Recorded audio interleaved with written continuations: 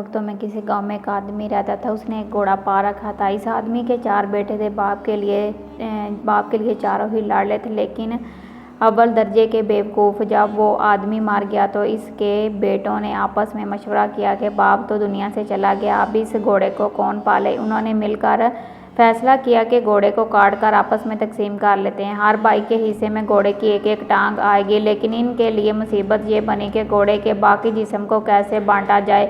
तो एक घोड़े के पास खड़े यही हिसाब किताब लगा रहे थे कि इसी दौरान एक शख्स वहां से गुजरा। इसने चारों भाइयों से पूछा, भाइयों आगे मैं किस बात पर आप सब किस बात पर बहस कर रहे हैं, मुझे बताओ, हो सकता है मैं तुम्हारे मसले का कोई हल निकाल सकूं। चारों भाइयों में एक ने जवाब दिया, हम 4 भाई हैं, हम लोग 4 भाई हैं। अब हमें बताएं, हम इस घोड़े को आपस में बराबर कैसे बांटें। शख्स ने कहा, ये तो बहुत आसान है, ऐसा करो इस घोड़े को बेच दो और जो रकम मिले वो आपस में बांट लो। चारों भाई इस बात पर राजी हो गए। घोड़े को बेचने के लिए शहर की तरफ रवाना हुए। सफ़र के दौरान में जंगल से गुजरे तो वहाँ इन्हें रात हो गई। चारों भाई दिन भर के थके हुए थे कि जैसे ही लेटे इन्हें नींद आ गई। जब वो गहरी नींद में सो रहे थे तो रात के किसी पैर एक चोर वहां से गुजरा। इसने देखा कि चारों आदमी बेखबर सो रहे हैं तो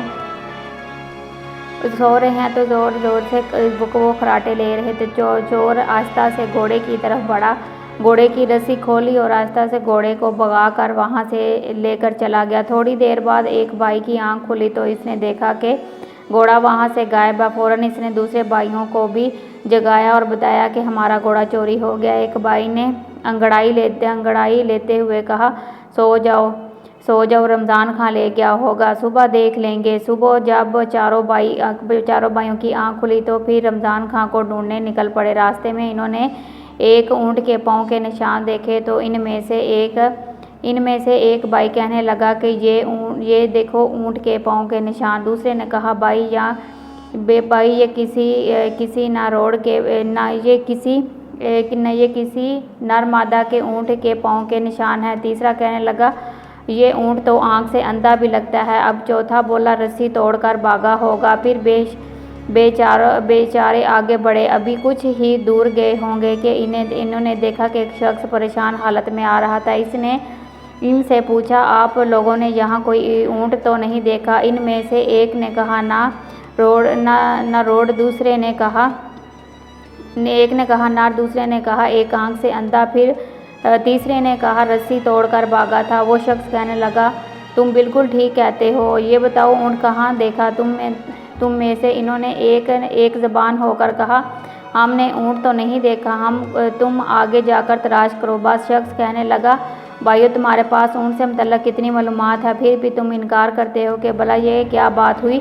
हो सकता है तुम लोगों ने मेरा ऊँट चुराया हो। चलो बादशाह के पास चलते हैं, वही इस बारे में फैसला करेंगे। चारों भाई ऊँट के मालिक बादशाह के दरबार की तरफ रवाना हो गए। रास्ते में ज़मीन पर इन्हें किसी इंसान के पैरों के निशान नजर आए। चारों भाइयों में से एक ने कहा, ये औरत के पाँव के निशान है। दूसरे ने कहा, ये घर से नाराज़ होकर निकली है। तीसरे ने कहा, भाई ये तो पेड़ से लगती है, लेकिन उसे बच्चा होने वाला है। बातें करते करते जब अब वो आगे बढ़े तो एक शख्स भागा आया। इसने पूछा, भाइयों रास्ते में तुम लोगों ने किसी औरत को तो नहीं देखा? एक भाई ने कहा, वो जो नाराज़ होकर घर से निकली थी। अब वो दूसरा भाई बोला, मेरे ख्याल में पेड़ से भी थी। और इसने कहा, हाँ बिल्कुल दुरुस्त कह रहे हो। तीसरे ने कहा, रात के वक्त घर से भाग गई थी। हाँ बिल्कुल ठीक, ये बताओ वो कहाँ है? चारों भाइयों ने फिर से यक ज़बान होकर कहा, हम नहीं जानते, तुम जाकर कहीं और तलाश करो। वो शख्स कहने लगा, मैं तुम्हारी बात पर कैसे यकीन कर लूँ? तुम सब जानते हो और अब कह रहे हो कि हमें इसके बारे में कुछ मालूम नहीं। मेरी औरत यकीनन तुम लोगों के पास है। सारे भाई कहने लगे, अगर तुम्हें हम पर शक है, हमारी बात पर यकीन नहीं, तो हमारे साथ बादशाह के पास चलो ताकि वही मामले का फैसला करेंगे। अब वो शख्स भी इनके साथ चल पड़ा।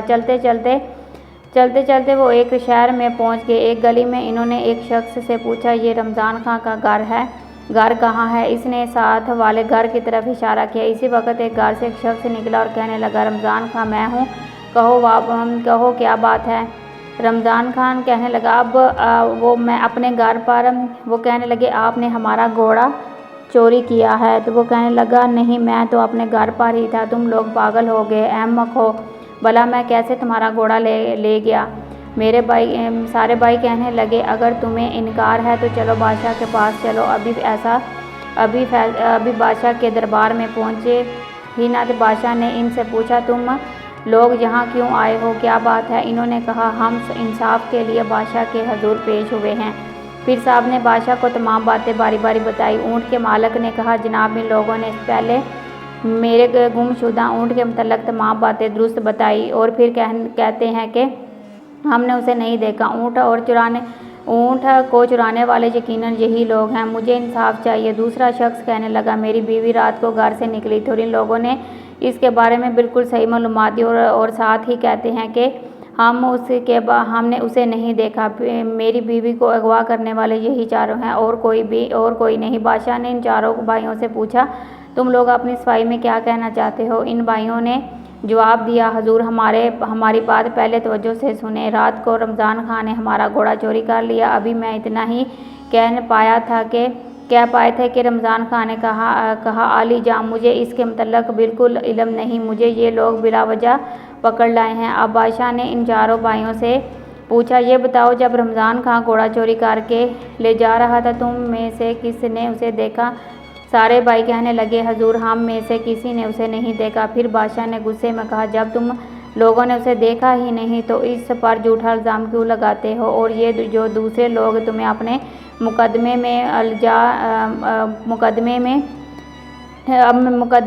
में ठहरा रहे हैं तो इनकी सफाई में तुम क्या कहना चाहते मुजरिम ठहरा रहे हैं, इनकी सफाई में तुम क्या कहना चाहते हो। इन चारों बेवकूफ़ों भाइयों ने कहा ये लोग हम पर तोहमत लगा रहे हैं। दरअसल हम इल्म एक आयब जानते हैं, हम इस सब कुछ इस इल्म के ज़रिए मालूम होता है। बादशाह ने कहा अगर ऐसा है तो मैं तुम लोगों का इम्तिहान लूँगा, देखूँगा कि क्या वाकई तुम्हें इल्म एक आयब आता है या तुम बातें बना रहे हो। इसके लिए मैं एक चीज़ को दूसरी चीज़ के अंदर छुपा कर रखूँगा। अगर तुम लोगों ने सही तौर पर बता दिया तो मैं समझूँगा कि तुम लोग वाकई ही गायब का इल्म जानते हो, बेगुनाह हो। फिर बादशाह ने एक अनार मंगवाया और वहाँ से एक गड़ा संवार कर रखा था। जब इसने इन भाइयों की ये हरकत बड़े भाई ने कहा जब इनकी तरफ ये रखा गया तो बड़े भाई ने कहा कोई गोल सी चीज़ है। दूसरे भाई ने कहा इसके सर पर कोई छोटा सा ताज भी है। तीसरा कहने लगा इसके बीच में दाने दाने हैं। चौथे ने कहा क्यों नहीं कहते कि संदूक में अनार है। अब बादशाह को यकीन हो गया, कहते ये भाई सच्चे हैं और ये गैब का इल्म जानते हैं। बादशाह ने रमज़ान खान से कहा इन भाइयों का घोड़ा वापस कर दो, इसकी कीमत अदा करो। और दूसरों से कहा जाओ तुम अपना ऊँट और अपनी बीवी को तलाश करो, क्यों ना कि ये भाई वाकई इल्म गैब जानते हैं। रमज़ान खान से घोड़े की कीमत वसूल करके इन चारों भाइयों ने इस रकम से भेड़ बकरियां खरीद ली और अपने गांव की तरफ रवाना हुए। दोपहर के वक्त वो एक जंगल में पहुंचे जहां दरख्तों का साया था और ठंडी ठंडी हवा चल रही थी। चारों भाई थकान से चूर हो चुके थे, इसलिए वहीं बेखबर होकर सो गए।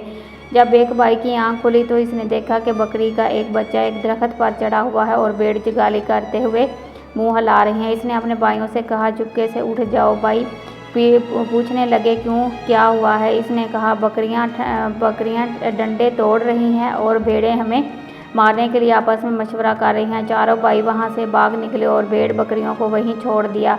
एक भेड़ ने इनके पीछे पीछे भागना शुरू कर दिया तो एक भाई ने पत्थर उठाकर भेड़ पर दे मारा और कहा भाइयों एक को तो मैंने मार दिया है, अब जितनी जल्दी हो सके यहाँ से भाग चलो। जब वो काफ़ी देर तक आगे भागते रहे तो थक गए और इनकी सांसें फूलने लगी। भागते हुए वो रुके और एक ने कहा गिनती करो, क्या हम सब मुकम्मल हैं या नहीं। ये कहकर चौथे भाई ने गिनना शुरू किया लेकिन अपने आप को गिनना भूल गया और कहने लगा हम तो 3 हैं, हमारा चौथा भाई गायब है। दूसरे ने कहा ठहरो मैं गिनता हूँ। फिर इसने गिनती शुरू की, यही 1 या 2 या 3 इसने फिर अपने आप को नहीं गिना और कहने लगा, हम में से वाकई चौथा भाई गायब है। इसी तरह बारी बारी चारों वहीं से एक घुड़सवार गुजर रहा था। जब इसने इन भाइयों की ये हरकत देखी तो समझ गया कि ये कोई अव्वल दर्जे के बेवकूफ़ हैं। इसने कहा, अगर मैं तुम लोगों की गिनती मुकम्मल कर दूं तो मुझे क्या मिलेगा?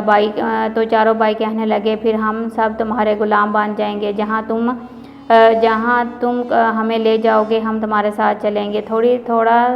थोड़ा सा अवार से पहले एक भाई का हाथ पकड़ा और कहा, फिर दूसरे का हाथ पकड़ा और फिर तीसरे का। गिनती मुकम्मल की। इस पर चारों भाई खुश हो गए और कहने लगे, आज से हम तुम्हारे गुलाम हैं। इनसे पूछा, तुम लोग ऐसे क्यों भाग रहे थे? इन्होंने एक आवाज़ में कहा, हमारी बकरियां डंडे तोड़ रही थी और भेड़ हमें मारने के लिए मशवरा कर रही थी। घुड़सवार ने इनसे कहा, अब आप मेरे साथ चलो ताकि मैं तुम्हारी भेड़ बकरियों के साथ सुलह करवा सकूं। जब वो जंगल के करीब पहुंचा तो रास्ते में वही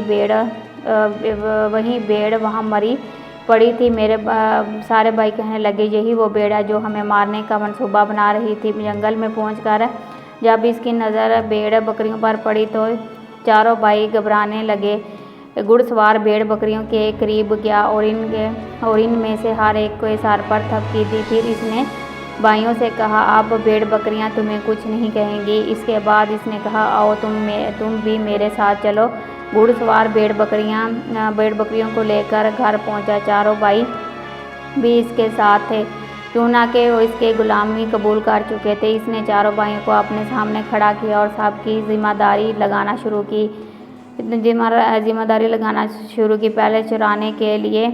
पहले चौराहे के लिए जाओ। दूसरे से कहा, पहले को बोला कि तुम चौराहे के लिए जाओ। दूसरे से कहा, तुम दो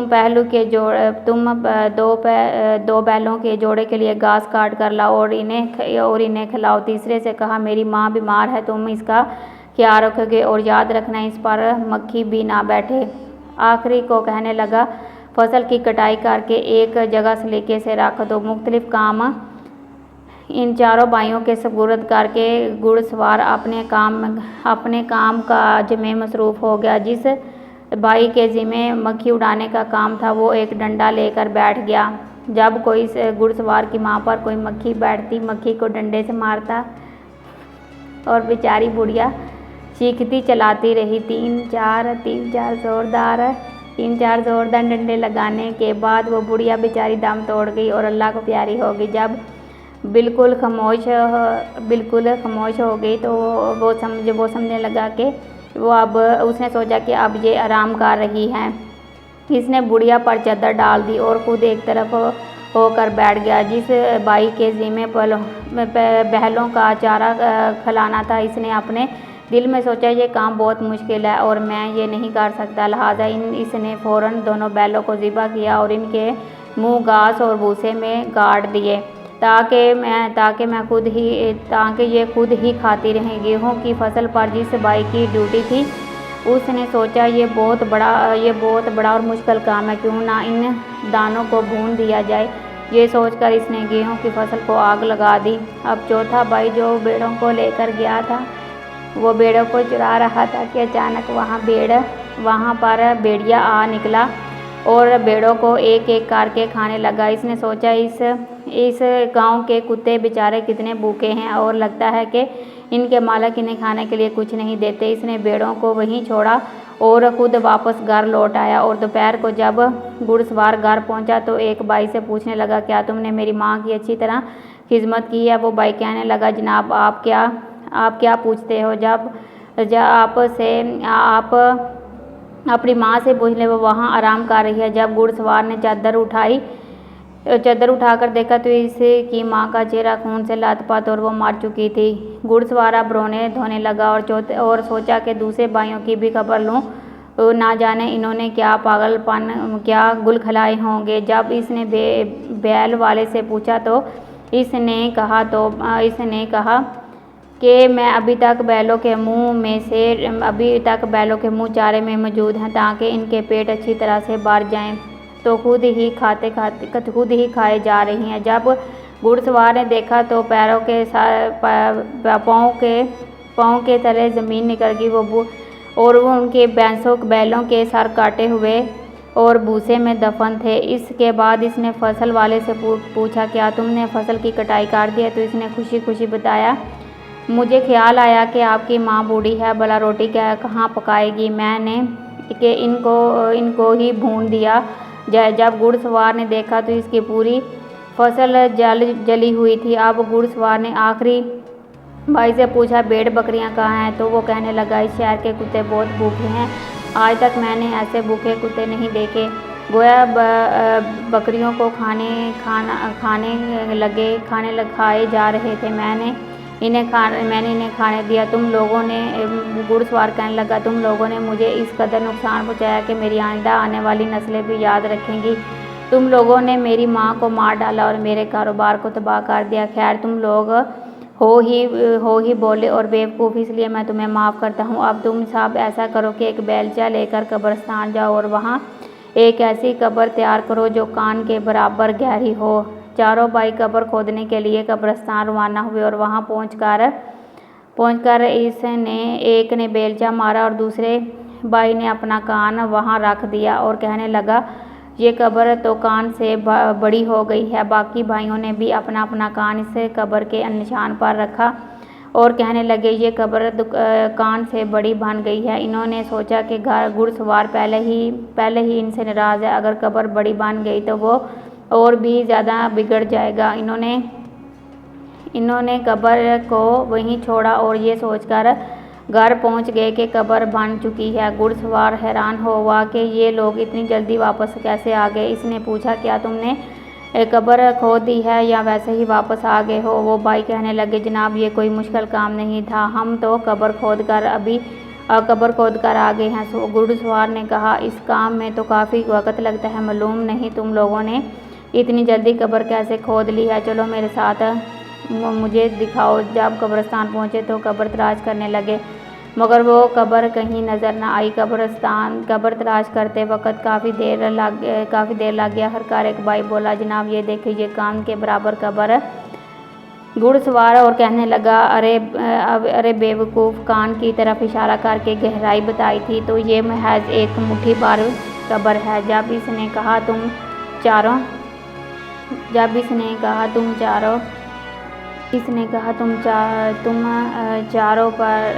चारों जाओ, मेरी माँ की लाश को लेकर आओ, मैं खुद ही इसके लिए कब्र खोदूँगा। चारों भाई गए और मुर्दा बुढ़िया को चारपाई पर रखकर दौड़ते हुए कब्रिस्तान की तरफ आए, मगर रास्ते में वो बुढ़िया चारपाई से कहीं गिर गई। कब्रिस्तान पहुंचकर जब इन्होंने चारपाई रखी तो एक दूसरे का मुंह ताकने लगे। घुड़सवार ने पूछा, मेरी माँ कहाँ है? इन्होंने कहा, जनाब, हम लाश लेकर आ रहे थे, लेकिन वो रास्ते में कहीं भाग गई है। अब हम यहाँ पहुँच गए हैं। हमने जो देखा वो यही है और कि चारपाई खाली है। घुड़सवार कहने लगा, ये कैसे मुमकिन है कि ये मुर्दा भाग जाए? फिर गुस्से से कहने लगा, जाकर मेरी माँ को ढूंढ कर लाओ, इसकी जगह तुम इस चारपाई पर, इस कब्र में तुम चारों को दफन कर दूंगा। बुढ़िया की लाश तलाश कर रहे थे कि रास्ते में इन्हें एक बूढ़ी औरत नजर आई जो लकड़ियां जमा कर रही थी। इन्होंने इस बुढ़िया से कहा, यहाँ लकड़ियां जमा कर रही, उधर तुम्हारा बेटा हमें जिंदा दफन करने की धमकियां दे रहा है, चलो हमारे साथ चलो। चारों भाइयों ने इस बूढ़ी औरत को ज़बरदस्ती पकड़कर चारपाई पर लटा दिया और कब्रिस्तान की तरफ रवाना हो गए। वहाँ पहुंचकर बेचारी बुढ़िया औरत चीखती चलाती रही, मगर इन भाइयों ने एक ना सुनी। जब कब्रिस्तान पहुंची तो घुड़सवार कहने लगे, ये लो अपनी माँ, अब इसे संभाल लो, हम तो मुफ्त में बदनाम हो रहे हैं, ये अभी भी नहीं आ रही थी, हम उसे ज़बरदस्ती पकड़ कर लाए हैं। बूढ़ी